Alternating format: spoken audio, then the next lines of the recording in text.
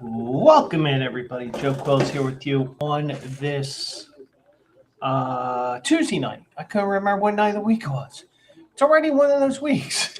Uh, Joe Quills here with you, and got some a lot of stuff to talk about here. And I'm sure that I am going to piss somebody off tonight because the Curmudgeon is returning again tonight, and yeah, I am not happy with some things here that came down today. So.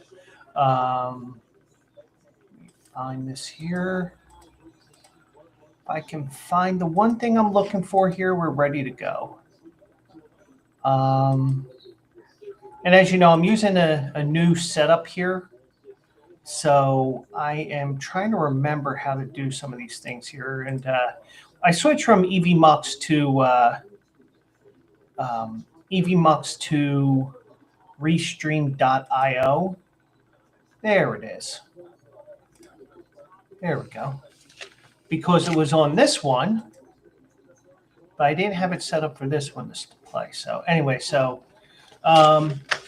that Tampa Bay story may not be as strange as you would think, but with everything, but we'll get to it here. So, got news about major MLB news that affects Pete Rose. Channing Tatum. Jayson Tatum is out for maybe even next year. The Tampa Bay Ray missed the series. I will tell you what happened exactly, and we'll go from there. So, of course, I got two parlays going right now, and of course, I got 2 out of 3. One of them is I need 2 guys to get hit. The other one I need 3 guys to get hit. And they're all revolving around Vladdy Guerrero Jr., who was hitting very well off of the starting pitcher. Well, he is 0 for 3 tonight, so bleep me. So, but anyways, hope everybody's having a good night out there. It was a rough day at work today, but I am one day closer to the weekend. Hallelujah, holy shit, pass the Tylenol. But, I'm also a little more clean-shaven today. I finally got sick of starting to scratch my face and everything, that thing, that all men have where at a certain point it just starts itching. So, but I thought, might as well do it. So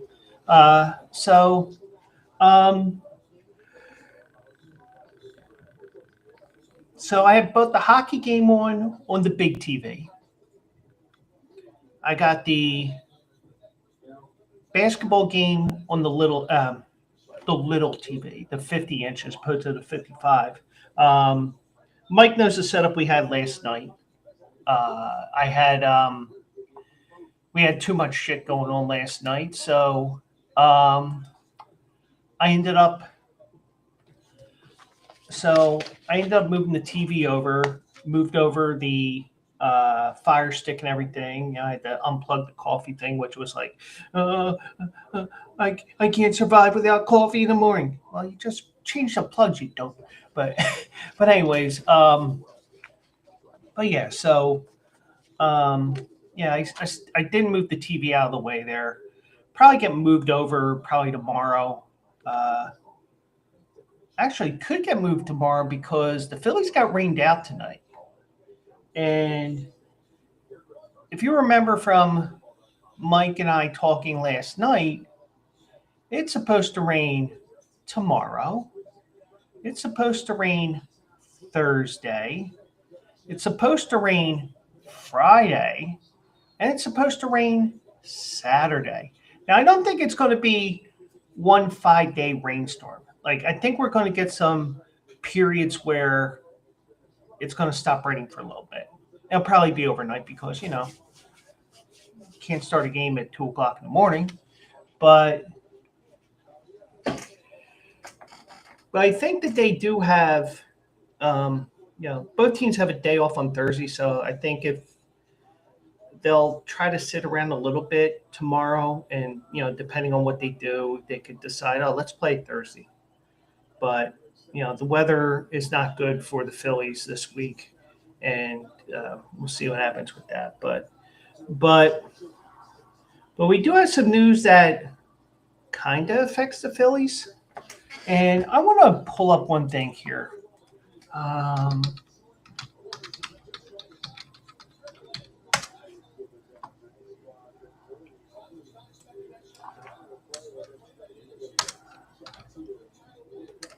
uh,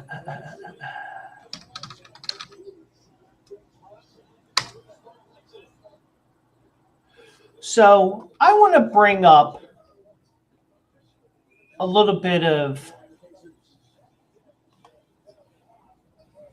I do want to bring up one thing here. I'm going to share my screen here.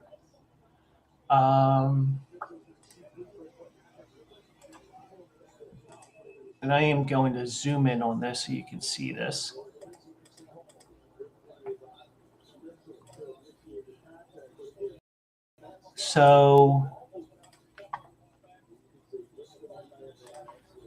So, ladies and gentlemen, excuse the fact that we have all these chicks with hairs underneath. Oh, I'm sorry, women. That just made me onto the on their list, but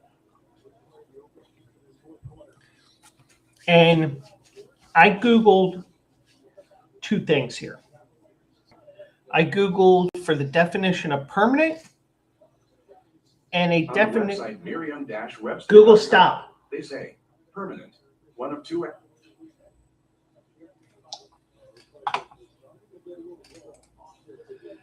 As you can see there, I have to be careful of what I say because the Google home is directly behind me, as Mike knows. So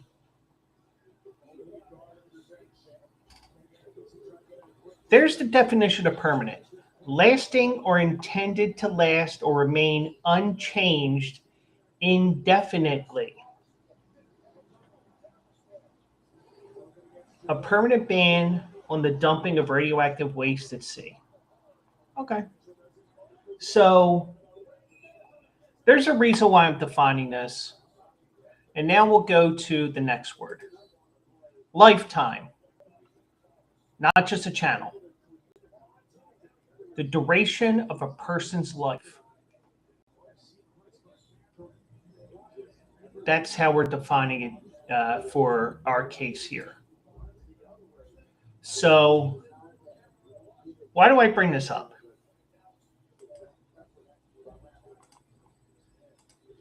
Pete Rose, Shoeless Joe Jackson, and 15 others were declared no longer permanently ineligible because they passed away. And in my opinion, and we're going to get to my real opinion on this.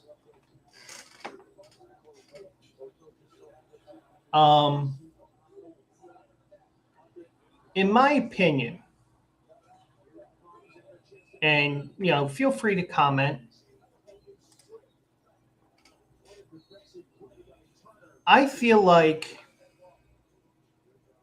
this is your typical case of if you unban one, you have to unban all. What you do for one, you have to do for the rest. That's kind of like it's what's called a Me Too clause when Mike and I talk about union stuff at Redacted Company. But for whatever reason, I mean, this came out of the blue today. And I'll say this, I'm not happy about it. And you saw those two definitions. Permanent ban, what was it? Permanently banned versus lifetime ban. So what I'm going to do, Rule 21. So Rule 21 for misconduct.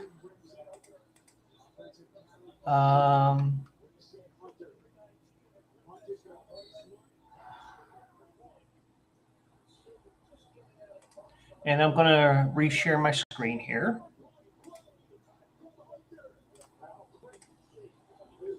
And it's 21 section D.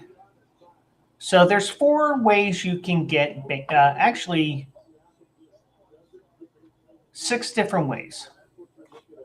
Misconduct in playing baseball, gift for defeating competing club, gifts to umpires, gambling, which we'll look at, violence or misconduct, other misconduct, and they say what to do. Printed copy in English and Spanish of this Rule 21 should be kept posted in each clubhouse. Remember that with the argument that I have here.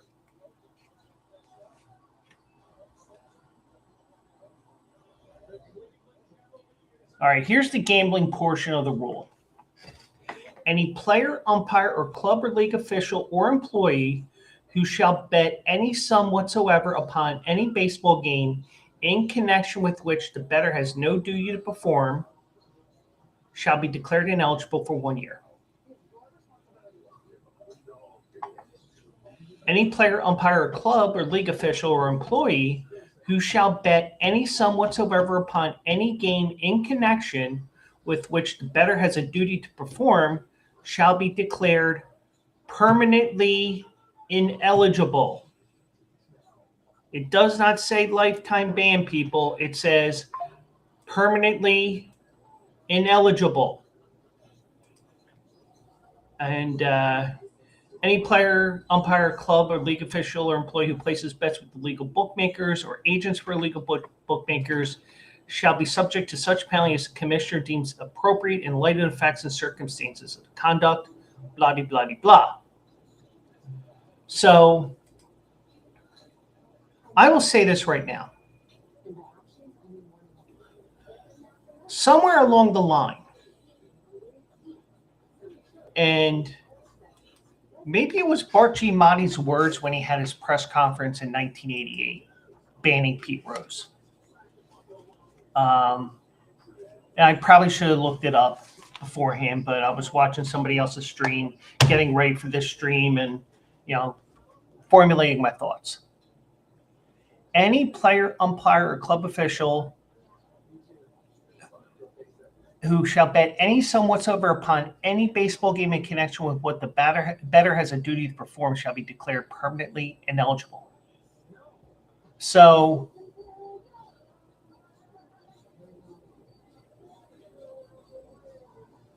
I probably will have to see if I can find the Bart Giamatti,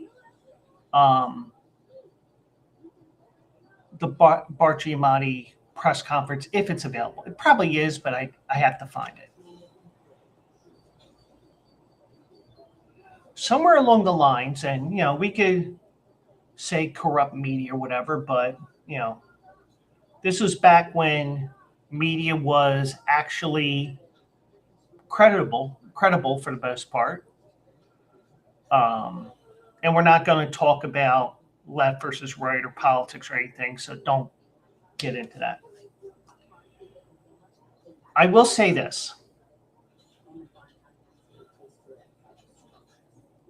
And this is probably why I have to look up the video after I'm done, maybe tomorrow, since I don't stream on Wednesdays during the summer.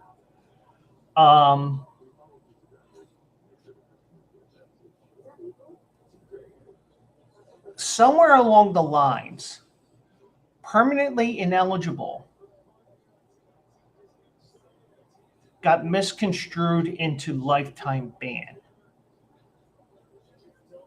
So as a result, everybody said that he's banned for life. And also remember, this was more because of the fact that Pete Rose, they didn't want the scene of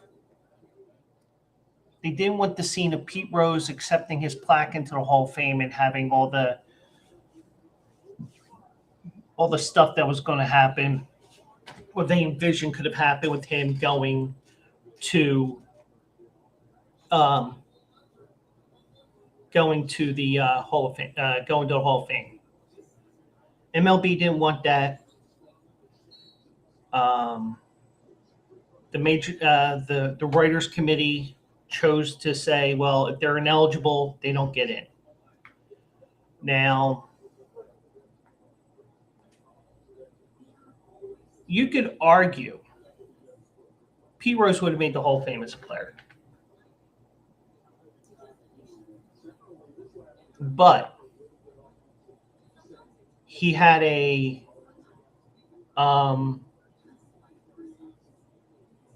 he had a had his past, and there's and you could argue as well when you go down here.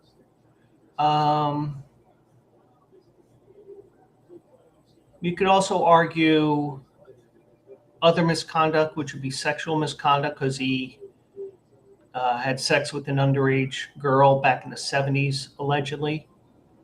So you could fit into a couple of different categories here. But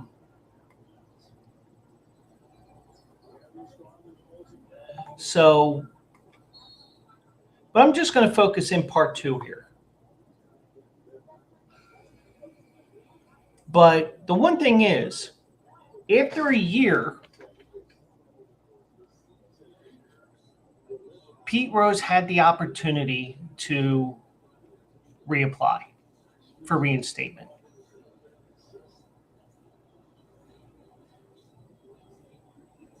But he didn't do that for a few years. Now, like I said, it also includes Joe Jackson, includes 15 other names. Now, both were longtime baseball pariahs stained by gambling. They're now eligible for election.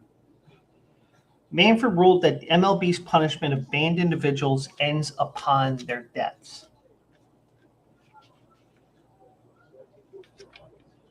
Banned individuals' punishment ends upon their deaths. Now remember, there's a difference between lifetime and permanent. I'll use this as another example.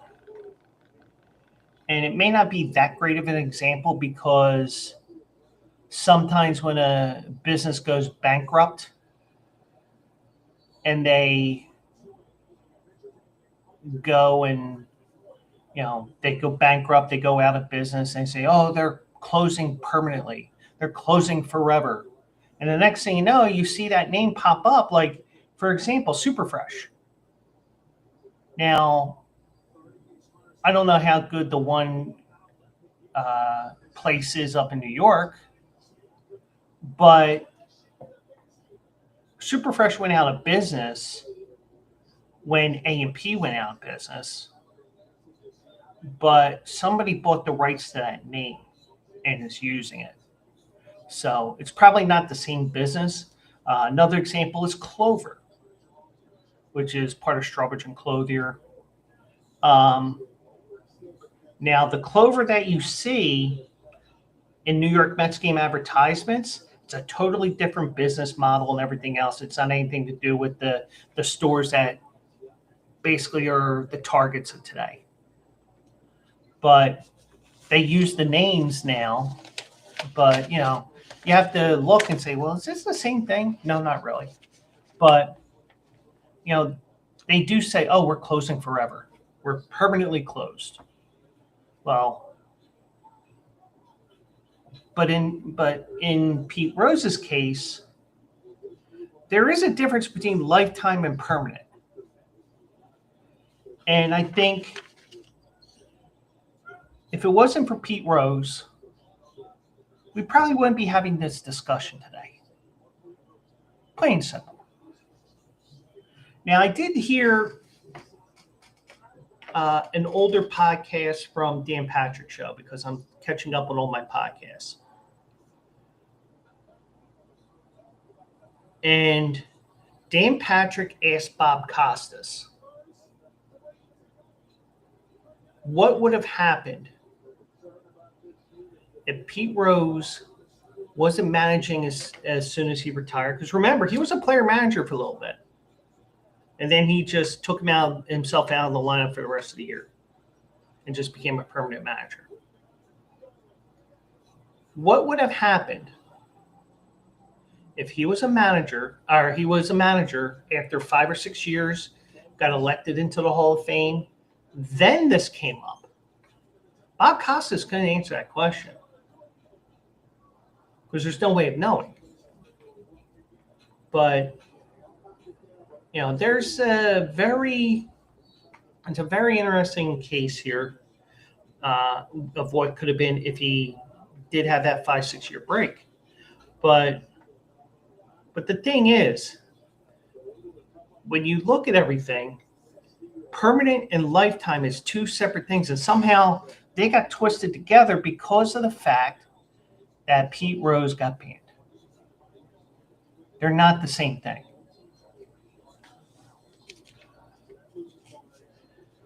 Manfred wrote in a letter to Jeffrey Lenkov, who petitions for Rose's removal on January 8th. Obviously, a person no longer with us cannot represent a threat to the integrity of the game. That's fair.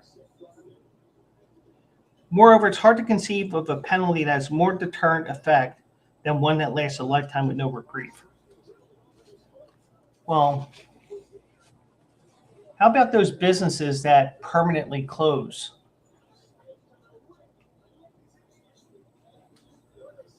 That's what you have to look at here.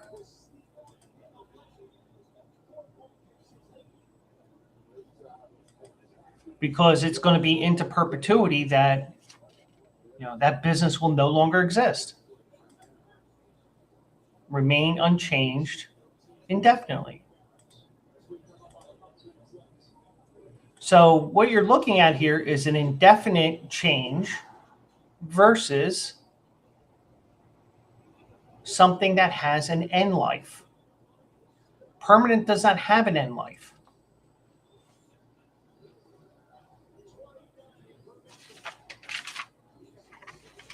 So Manfred continues, therefore, I have concluded that permanent eligibility ends upon the passing of the disciplined individual, and Mr. Rose will be removed from the permanently ineligible list.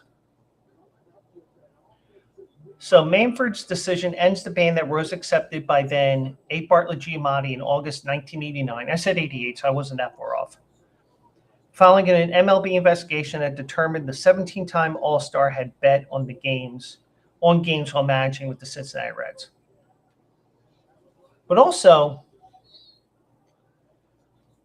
with that ban, with that removal of the permanent ban,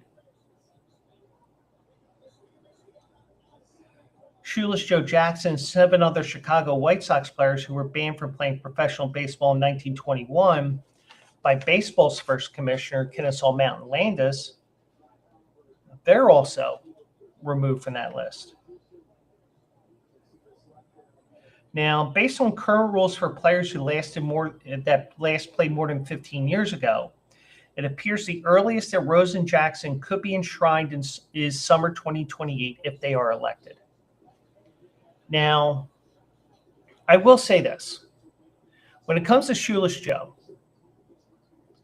now, I read the book, 8 Men Out, and I also saw the movie. Shoeless Joe accepted the money, but he still had the best series of all the players, had the only home run. And I may mention that as well coming up here. But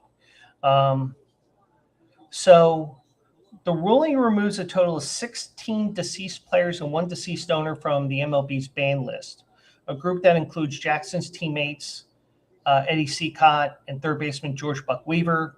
The so-called Black Sox scandal is one of the darkest chapters in baseball history, subject to the book and 1988 film 8 Men Out, as I mentioned.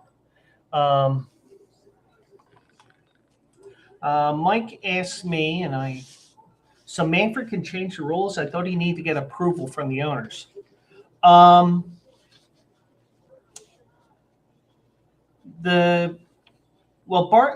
Giamatti didn't need the owners to ban Pete Rose.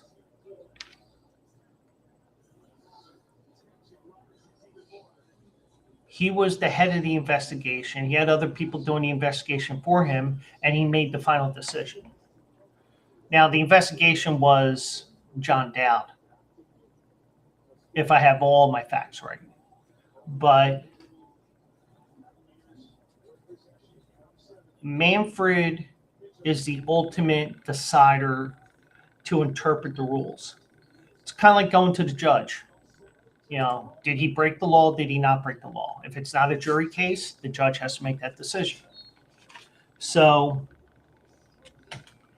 in 1991, whoops.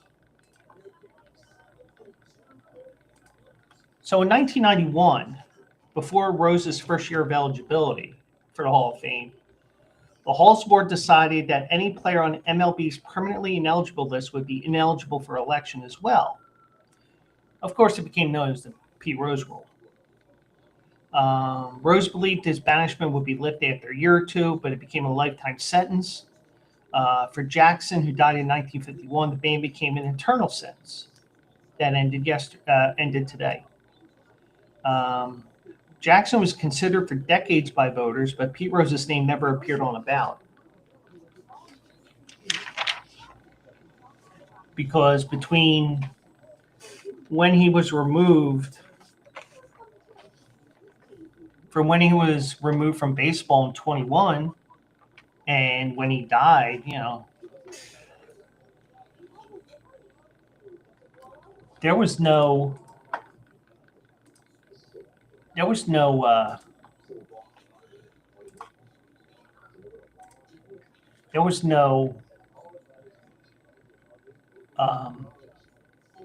rule saying he couldn't be ineligible for the Hall of Fame. But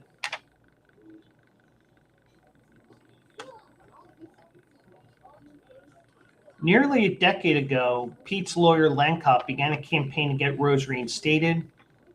On December 17th, Pete Rose's eldest daughter, Fawn, and Lankop appealed to Manfred and MLB chief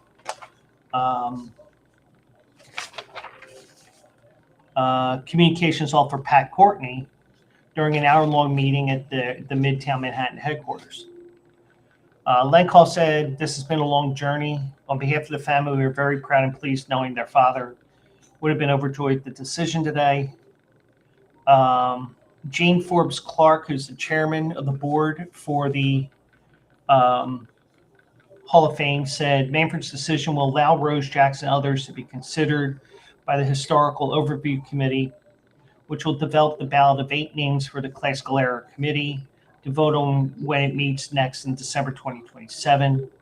Now, Rose and Jackson would need 12 of 16 votes to get nomination.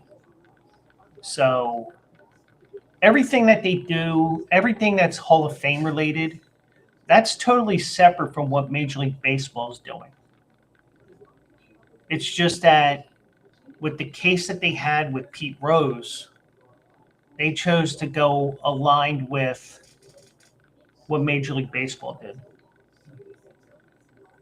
Because they wanted to avoid a situation where Pete Rose is accepting his plaque. And I'm sure Pete Rose would have been pretty much, you know, I mean, who knows what that speech would have been like. I'm sure it would have been very sarcastic.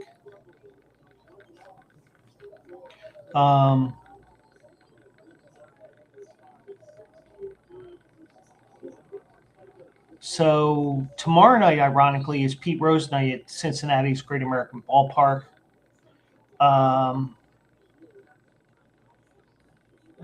Mike Schmidt said he offered his congratulations to the Rose family and said it's a great day for baseball. No, it's not. Not in my opinion. Now, Joe Jackson had a career batting average of 356, the 4th highest in baseball history. Rose is not getting in.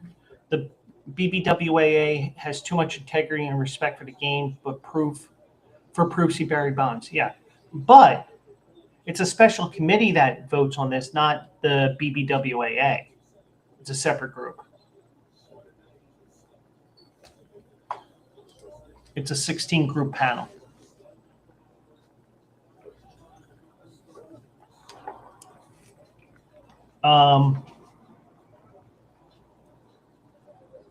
And we know all the stats: 256 hits, 3,562 games played, 12,053 at bats, 3,215 singles, 10,328 outs. They're all records. But with Shoeless Joe, he took a $5,000.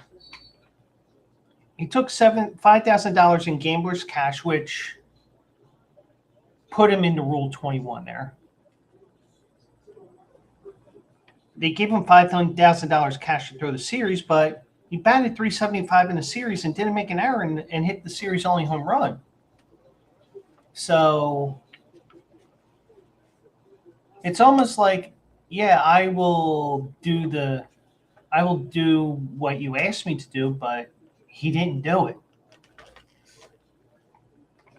He's guilty of taking the money, which got him banned.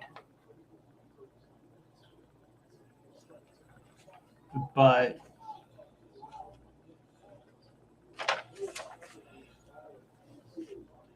now, Rose had applied for reinstatement in 2015. When Manfred met with Rose, Rose told the commissioner originally he had stopped gambling, but then admitted he was still wagering legally on sports, including baseball, in his adopted hometown of Las Vegas. Now, why was this initial request rejected? It was rejected. His bid for reinstatement was rejected after concluding he had failed to reconfigure his life, a requirement for reinstatement set by Giamatti.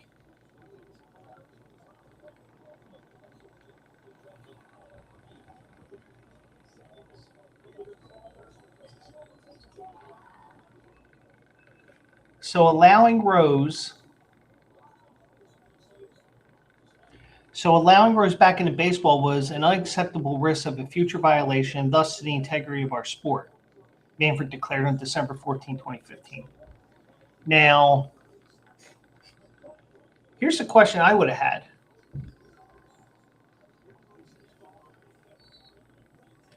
Could you have said, and this is just me thinking aloud here, even though my stance is he should have been, permanent and lifetime ban is two different things.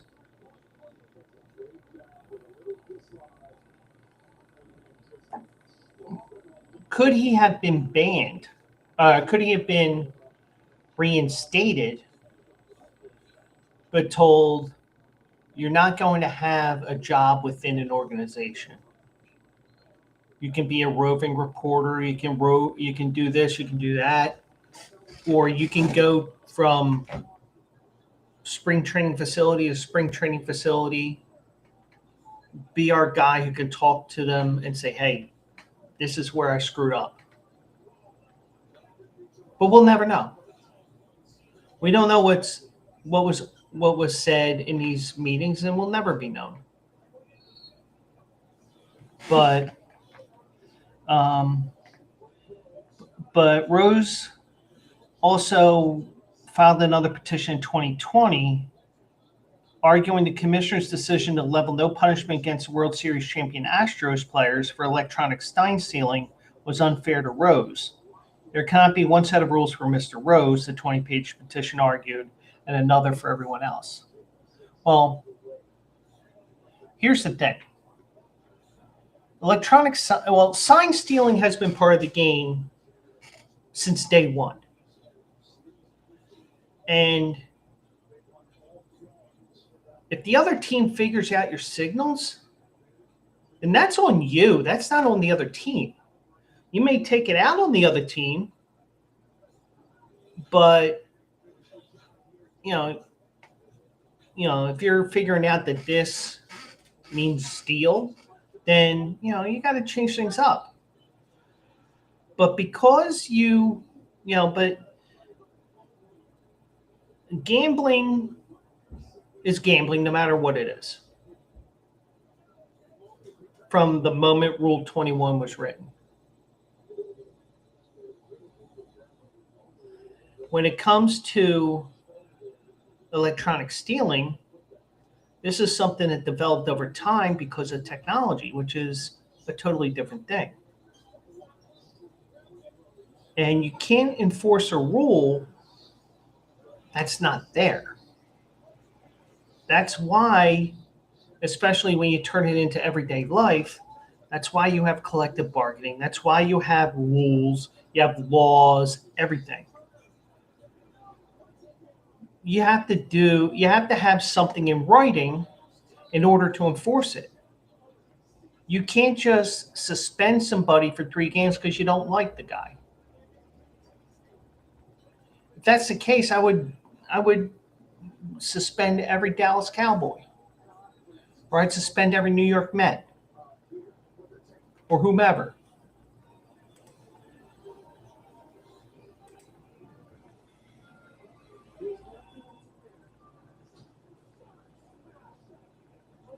But the fact that,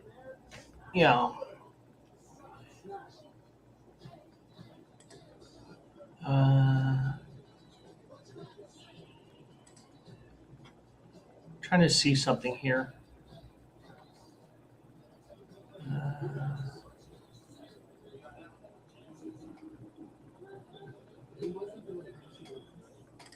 Okay, so you can't enforce a rule if it's not there. You have to have something in writing. Rule 21 has been there since the beginning of Major League Baseball, or thereabouts. And it's posted in every locker room, and that clause in Rule 21 states that it has to be in both in English and in Spanish. So there is no excuse for saying, "Oh, I didn't know the rule." P. Rose knew the rule from the moment he got drafted by the Cincinnati Reds. Plain and simple, game over.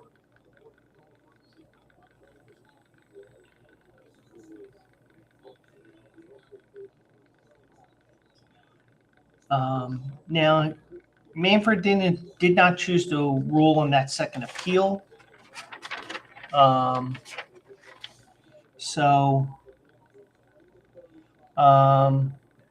also Donald Trump announced that he was going to posthumously pardon Rose for what, I don't know. Mike would suspend the Packers for the tush push, crying about the tush push. Well, it's not just the Packers; it's a few other teams.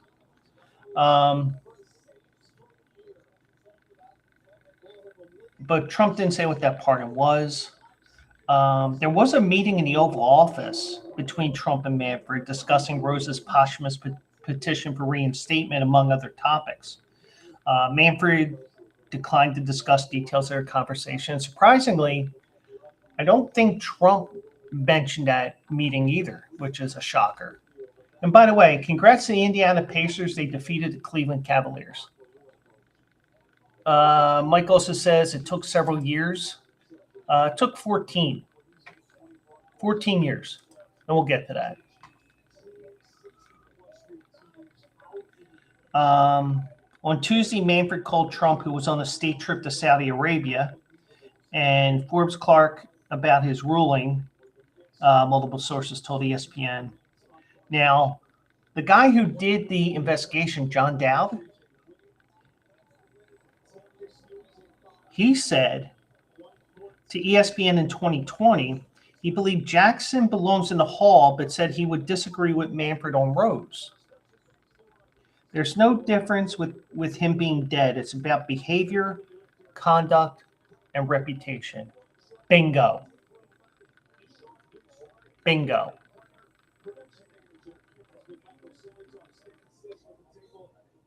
Game over, in my opinion.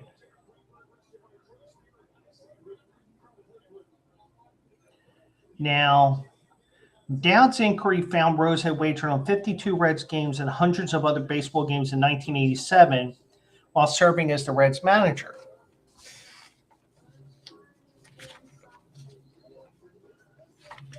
Bart Giamatti banned Rose permanently on August 23rd, 1989. And like I said, I need to see, if I really want to, what Bart Giamatti said. Because if Bart Giamatti said permanently ineligible or permanently banned, then in my opinion, case closed. He should not be eligible for the Hall.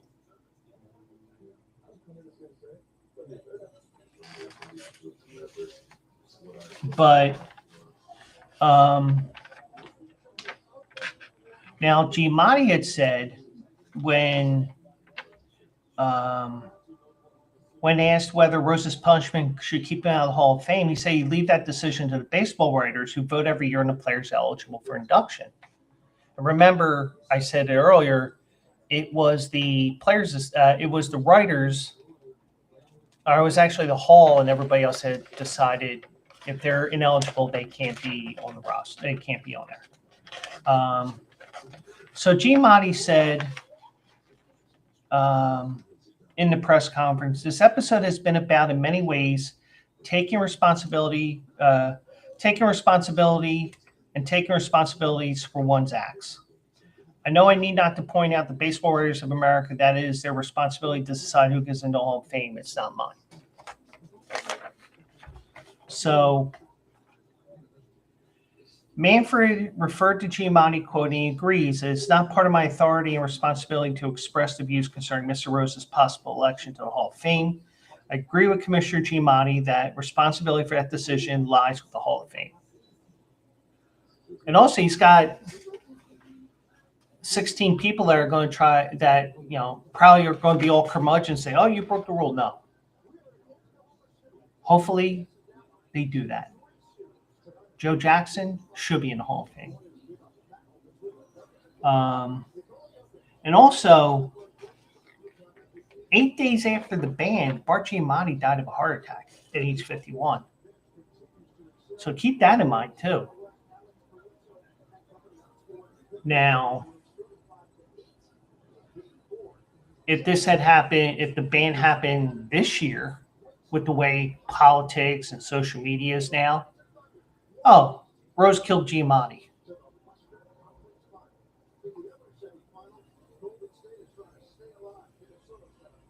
Now, Faye Vincent, who succeeded Bart Giamatti,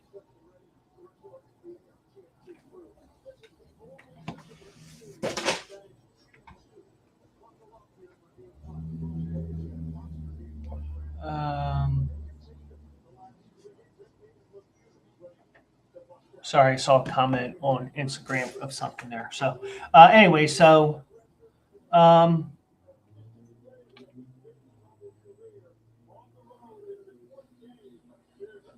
Giamatti had said Rose's only path back into the game was to reconfigure his life. He never did. He never did.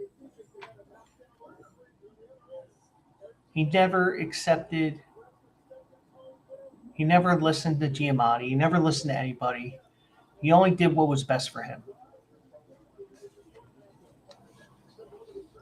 Now, Rose was his own worst enemy. Plain and simple. For nearly 15 years, he denied having placed a single bet on baseball. In the early 2000s, then Commissioner Bud Selig offered Rose a chance, but with conditions, including an admission that he bet on baseball and a requirement that he stop gambling and make casino appearances. He declined. So he was given a chance to be removed from that permanently banned list.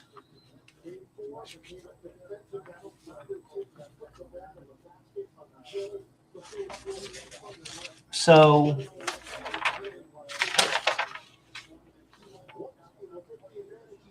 it took that was in 15 years after. So right around So right around 2003, 2004, he met with Bud Selig. January 2004, he admitted in his book, My Prison Without Bars, that he gambled on baseball as the Reds manager. Why? To sell a book. But he insists he only bets on his team to win. Now, there was a report, ESPN reported that a notebook was seized from a Rose associate showing Rose had also wagered on baseball while still a player, something he would not acknowledge. So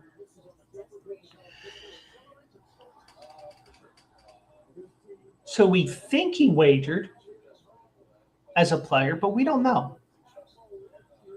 Did he? Would it surprise me that he wagered as a player? No,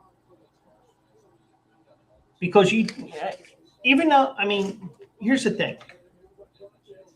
There's all kinds of stories that he would go to the racetrack, probably Liberty Bell, probably Garden State, Turfway Park, River Downs. It's now Belterra, but River Downs at the time. You know, he was all over the place. So eventually you need something new to bet on. He chose eventually to bet on baseball. And even if it's from 85, I'm sure he was betting him before that. And there was an interview with Johnny Bench after Pete Rose had died. The FBI told him to stay away. Told Johnny Bench to stay away from Pete Rose. I think that was after Rose retired from baseball, but you know, FBI was on to Pete Rose. So, now, January 2020, ESPN reported that for practical purposes, Manfred viewed baseball's ban list as punishing players during their lifetime, but ended upon their death. Rose was granted permission to be honored at a celebration of Philadelphia's 1980 World Series championship on August 7, 2022. Now, with that, and whenever there was a celebration that mentioned his name, and forgive me, I'm taking my sandals off here. I'll take the one off for now. You know, he got himself into trouble with an allegation from a reporter. It was a female reporter that asked him a question about the accusation of the underage girl he was with. He said, "No, I'm not here to talk about that. Sorry about that. It was 55 years ago, babe." So yeah, he definitely didn't know. You know, he definitely didn't have a filter. The public backlash was swift and severe. And also, if you remember, he was very uncensored when he was in the booth for one inning. But some fans became more insistent of Rose being more forgiven, should be forgiven and inducted into the Hall of Fame. Especially because MLB, like all the other sports, embrace legalized gambling. But the thing is, there's rules in each sport about gambling. You can't just say, "Oh, I'm going to bet $20 on my team to win." And God forbid, 20 points for your team to lose. You can't do that. I mean, that's why you ban. I mean, in NFL, you can't even bet a college basketball game within the training facility. You have to go about a mile down the road because everything is geolocation, everything like that. You know, it's protecting the integrity of the game.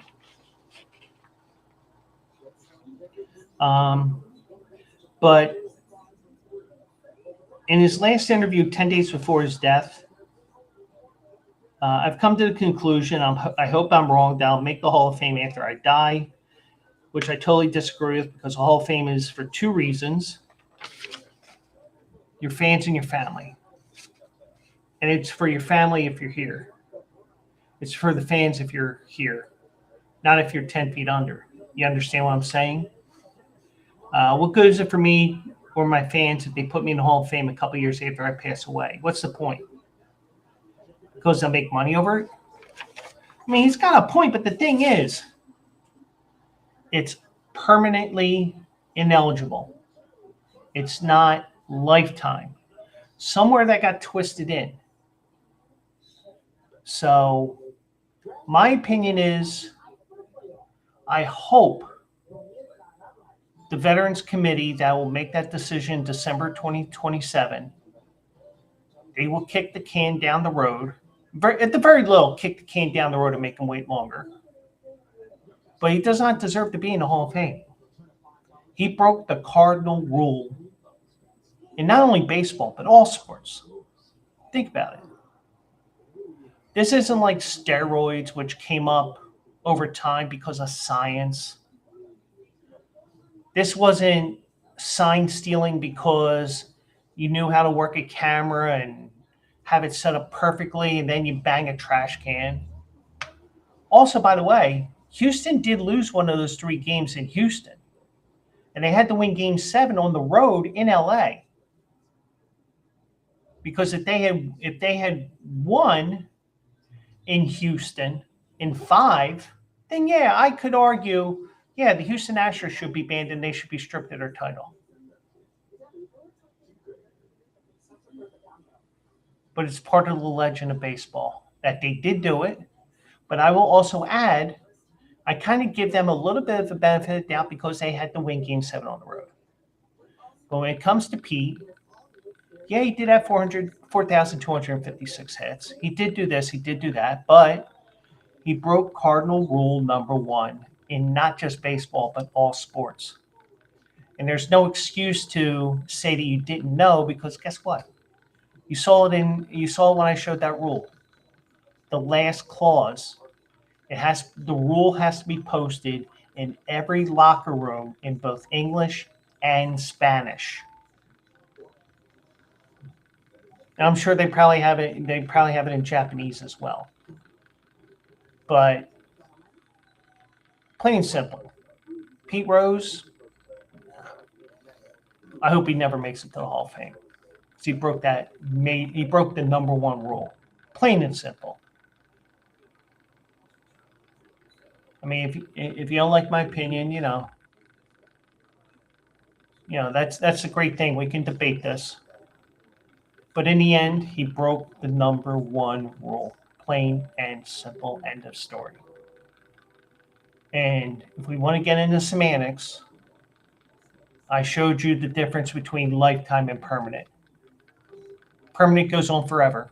Lifetime has a definitive ending. Permanent does not. So what's the purpose of Rule 21?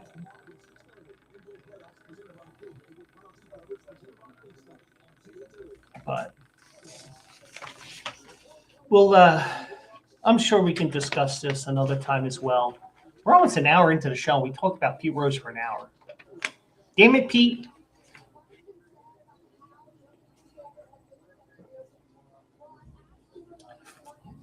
So anyways, Mike and I were here yesterday and we saw Jayson Tatum hurt his ankle. Turns out it was a torn Achilles. Now, here's the thing. Do I apologize for comparing him to LeBron James for every time he flops? Do I apologize for saying he shit his pants just like Paul Pierce did years ago? No. You got to create some content. And, with the TV down, you don't need to hear. Damn it. It didn't work. What I was trying to do is turn to one TV on, the the volume up real loud as opposed to the other.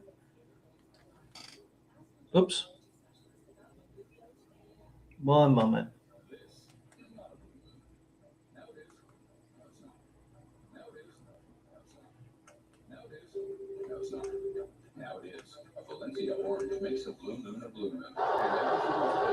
All right, so I think you can hear the TV in the background. I'm doing that on purpose here. So, do you think that's professional? That you hear the TV blasting in the background? No.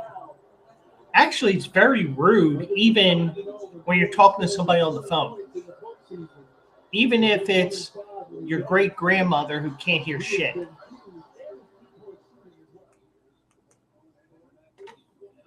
Am I okay?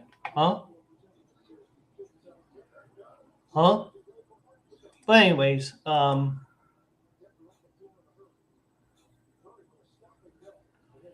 but what I was saying was, you know, am I sorry that I made that statement? Hell no. We're trying to create content.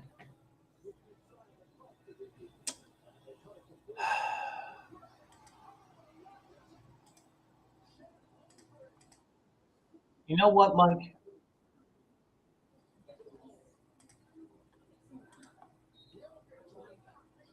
Here you go. Right there. Anyways.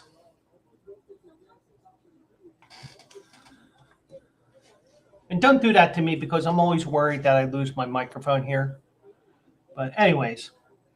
So the Celtics announced today that Jayson Tatum underwent surgery to repair a ruptured right Achilles tendon this afternoon after suffering the injury late in the fourth quarter of last night's loss to the Knicks. The team said surgery was a success and no timetable was available for his return. Now, here's a question. And this is probably a topic for another time as well.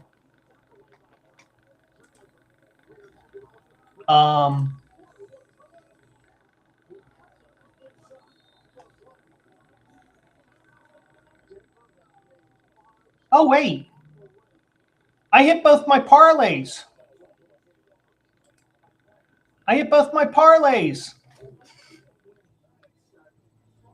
And I played them twice. I played them on Caesars. I played them on Fanatics. So let me pull up Caesars here if I can.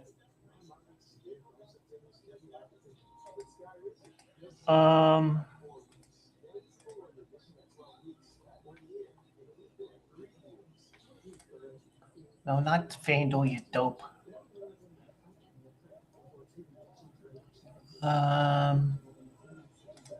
So I've been dabbling with the props for base hits.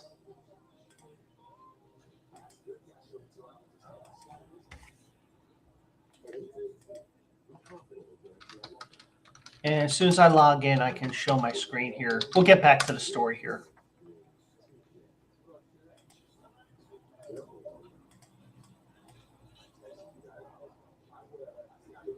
I forgot my fucking password. Hold on.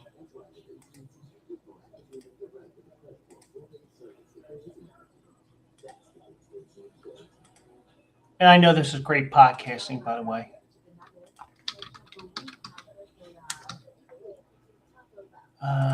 Caesar. No, that's not it. No. Shit. Oh, well.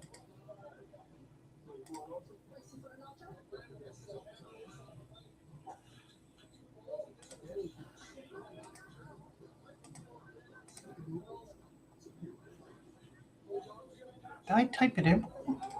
Hold on.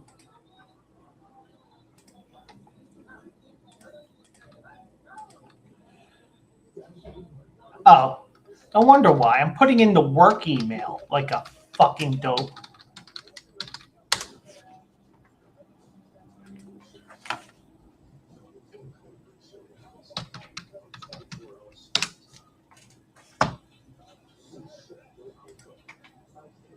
All right, so I had all these names written down, but I didn't do anything because of the fact that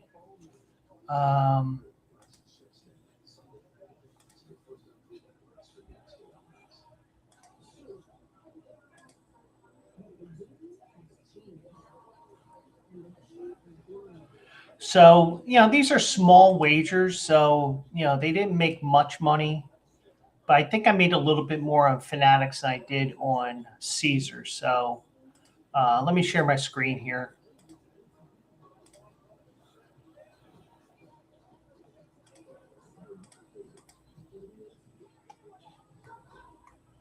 So I played a 3-leg super parlay. There you go on the right-hand side there. I had Jonathan Aranda, who's the Tampa Bay first baseman tonight. I'll get into why he was at first base tonight in a second. And Vladimir Guerrero, both to get 1+ hits. I also had Gleyber Torres, 1+ hit.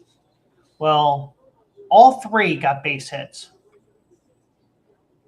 So, and end up with a +194 there. Also, I played it as a 2-game, same game parlay. Aranda and Guerrero both with a hit, +110. So I wasn't making that much money, but I made enough money to survive. So, and I have the New York Knicks right now to win the championship. So I did have that. I also had it on. I also had it on Fanatics, but Fanatics only has it on the app. They don't have a website for it. But yeah. So, but anyways, back to what I was saying here.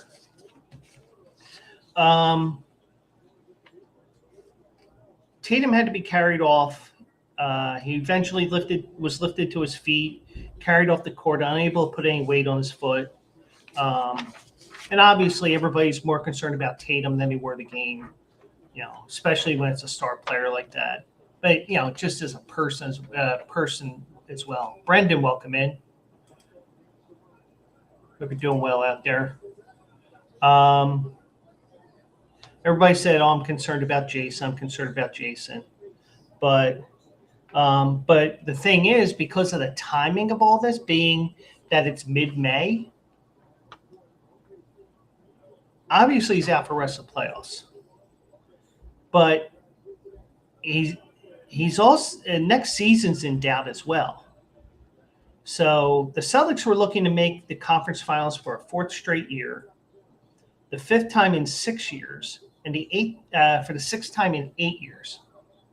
So they were really the juggernaut of the East.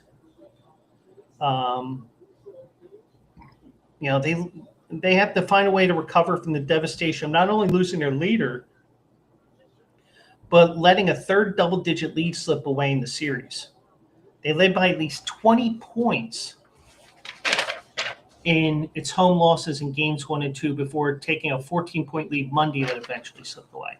But that's been the theme of the second round here.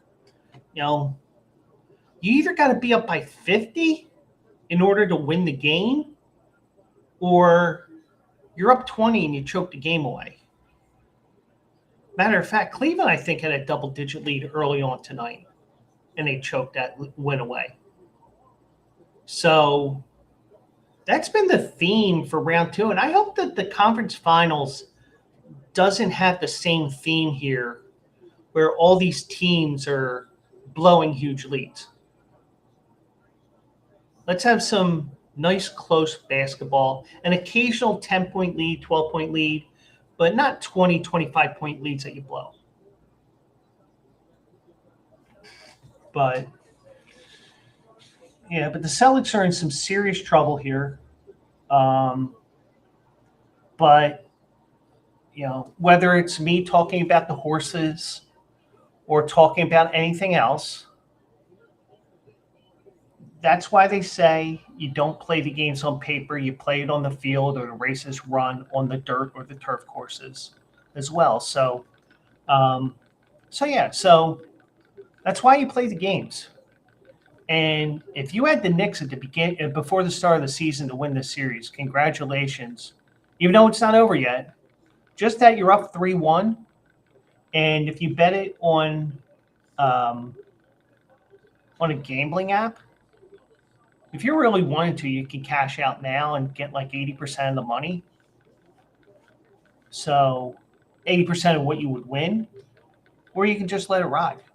So now one thing that you can't let it ride on, you can't cash out early, is horse racing. And just to let you guys know, also eligible Saturday morning, 10 a.m. I will be looking at the races from Pimlico.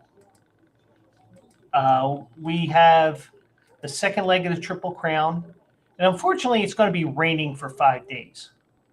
Not nonstop, but enough to annoy everybody in Baltimore. But I'll be looking at the races on Saturday morning. I'll be looking at the Preakness. Hopefully, give you guys a winner.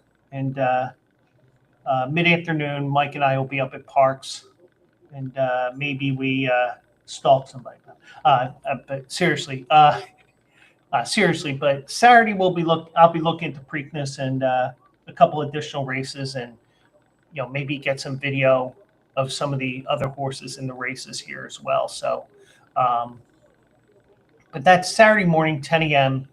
I have to call AJ tomorrow. See if he can tinker with my restream here, because we play around with it a little bit. That's all. So Saturday 10 a.m. we'll look at those races as well. So I mentioned the first baseman tonight, Jonathan Aranda. He's from Mexico. He's hitting 342 right now. Let me see something here. Let me do this while it's in my head.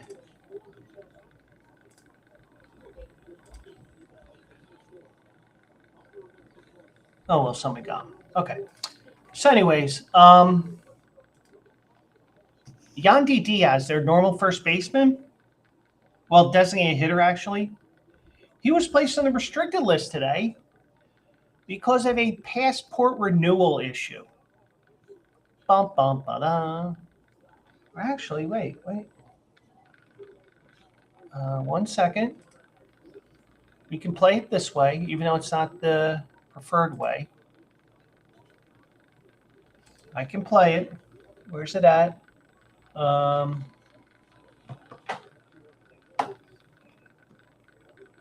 Play, damn it.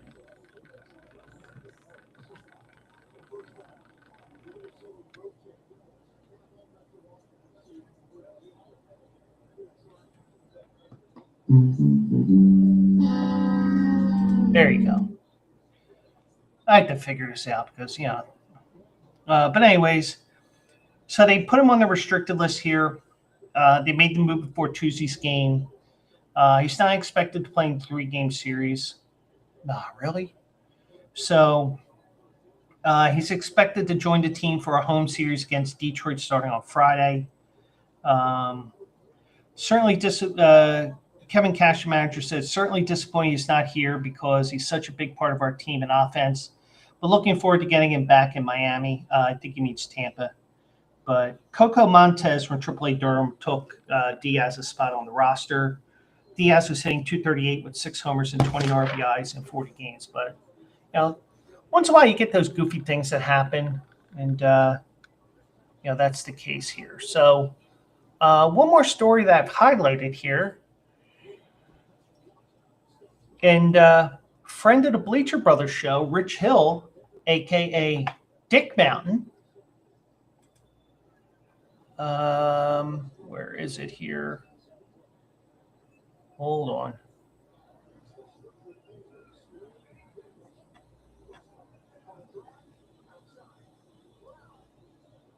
Let me find it here.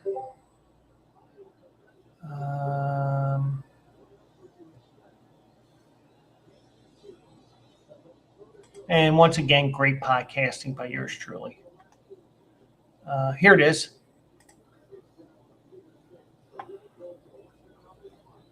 The Kansas City Royals are giving Rich Hill, a.k.a. Dick Mountain, another chance in the major leagues, a chance to pitch in the big leagues. They signed him to a minor league deal on Tuesday. He will report soon to the club's spring training facility in Surprise, Arizona. Once he gets up to speed, which is about 75 miles an hour, he'll likely head to AAA Omaha and try to prove he can still help a major league ball club with designs of contending for the postseason. Kansas City entered Tuesday's night game in Houston, tied for second in the Central. Matt Quattraro said, "I love Rich. I was with him for a year in Tampa. It's remarkable that he's still pitching, that he still has the drive and want to do it, and to go to AAA and to continue to compete. It's one thing that stands out about him, and he's the ultimate competitor. No one wants to win more than that guy. Nobody more fiery than he is. So I think it's tremendous that he still has the drive and he continues to compete." He made his major league debut back in 2005 with the Cubs. 248 starts in his career, appeared in 368 games over the past 2 decades. He pitched for 13 different franchises. If the Royals call him up, it'll be his 14th, and he will join Edwin Jackson as the only players to play for that many clubs. Hill made 4 appearances out of the Red Sox bullpen last season before he was designated for assignment in September. His best season was in 2016 when he went 12-5 with a 2.12 ERA, pitching with the A's and Dodgers. But he was a person that was always injured, and he actually did a lot of has played a lot of games and also been injured a lot. So, So, actually, you know what? We're going to do one more thing here. And let me see if I can find it here.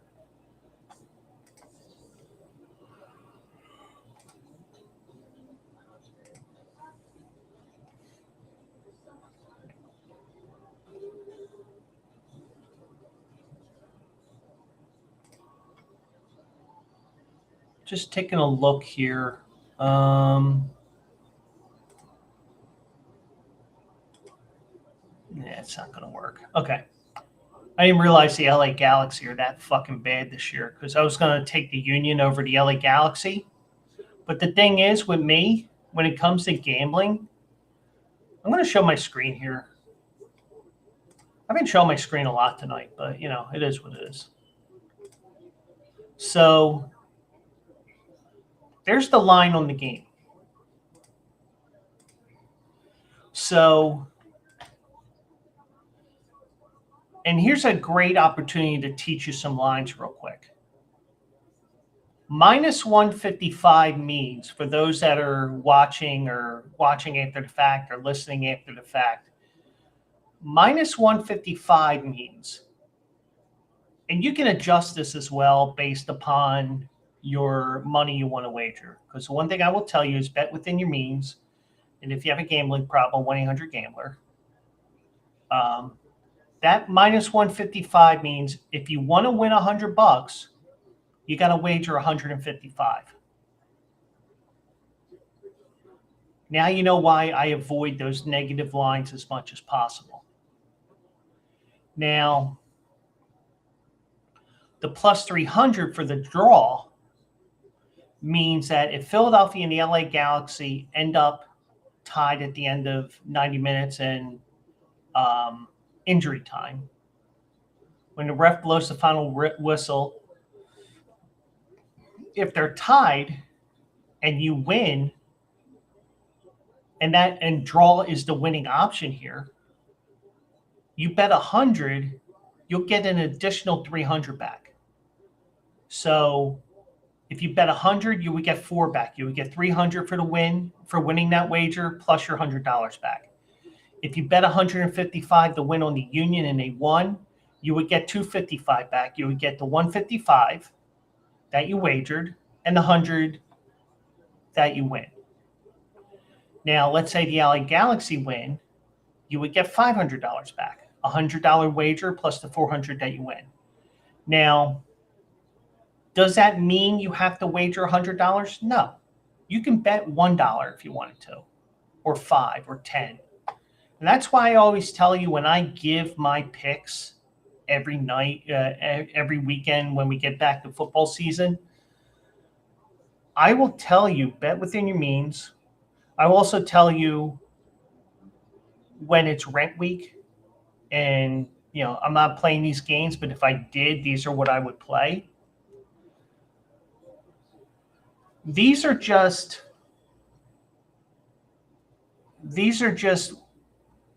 rates that they will pay you back.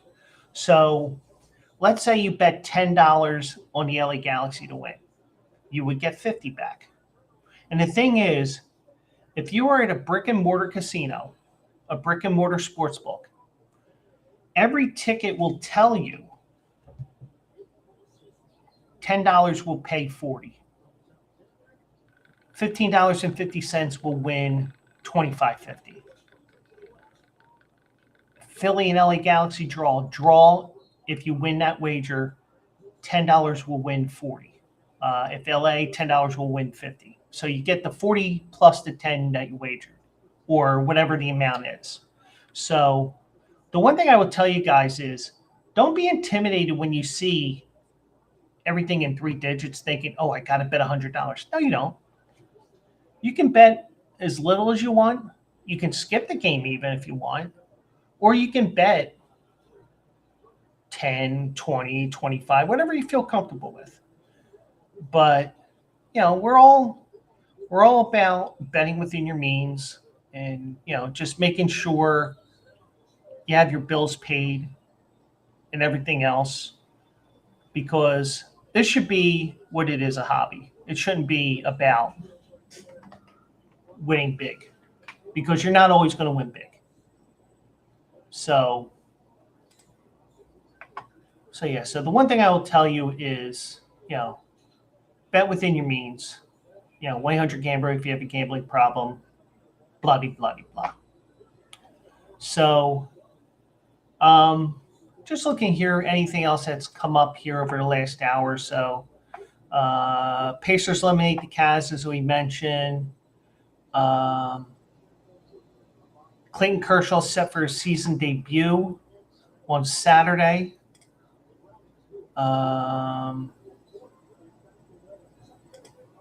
This may be something that me and Mike might be interested in, since we're from Philly.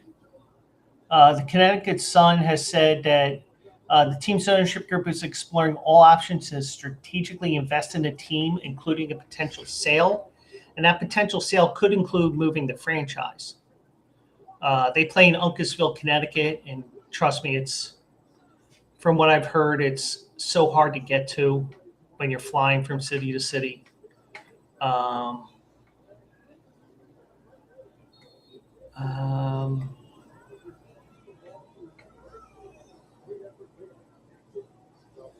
if they do sell and the team moves, Philly is an option, and you have other teams that want a franchise. But I think Philly wants a team from scratch, not a Philly-born team, and not a team that's moving onward. So,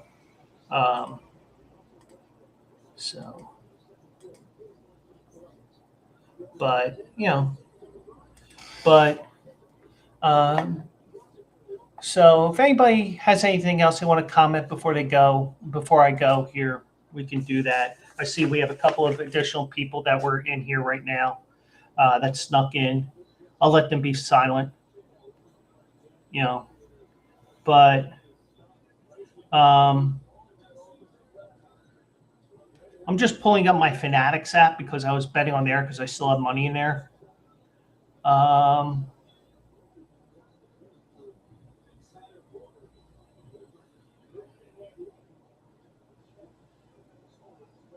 Oh, that 3-leg stack, as they call it on Fanatics. I played the same thing on there.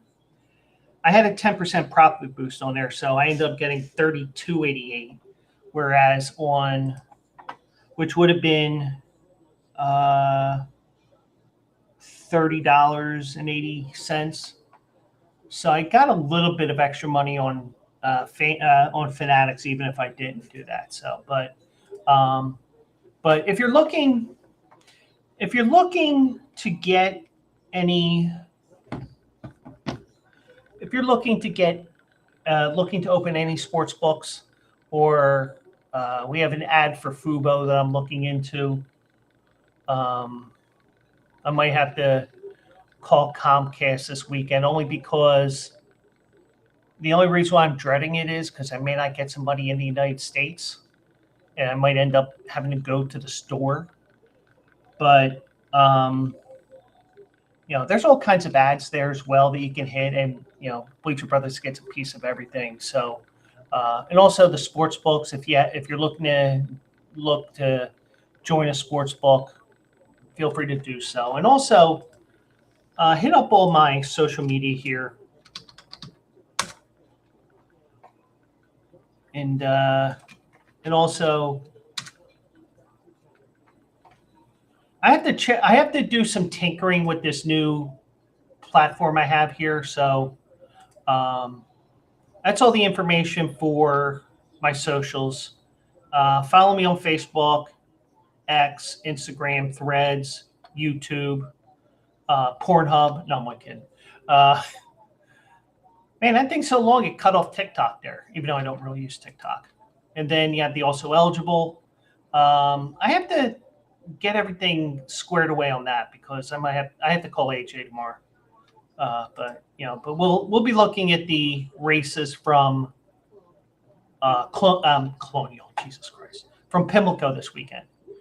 Closing weekend of the old grandstand, because after Saturday, that thing gets torn to shreds, and you will have a new grandstand in a couple of years. So, but with me, I will be back on Thursday. Reminder, no show on Wednesday because I am on summer schedule now. Just a reminder here. I am live every Monday, Tuesday, and Thursday at 9 p.m. Eastern, 6 p.m. Pacific. If I'm not mentioning your time zone, figure it out. And we'll have some fun here. So, let's do it again on Thursday night, 9 o'clock. Maybe we'll talk a little Preakness as well, because I get the feeling AJ's going to call me and say, "Hey, I need you on the show." I'm like, "You fucker! You put the show at Thursday at 6 o'clock when I'm working." So I get the feeling I'm going to have to take a half an excuse day, which I don't want to take, but I'll have to call him tomorrow sometime. But anyways, I do appreciate each and every one of you that are watching, whether you're active in the chat or not, because even if you're not active in chat, you're helping my numbers. So, but I do appreciate each and every one of you. I appreciate everybody watching after the fact as well, because you can watch this right now on my Twitch and my YouTube. We'll get those other ones squared away in the next couple of days here. So I do appreciate each and every one of you. We'll do it live on Thursday at 9 o'clock. Have a great night, everybody. Stay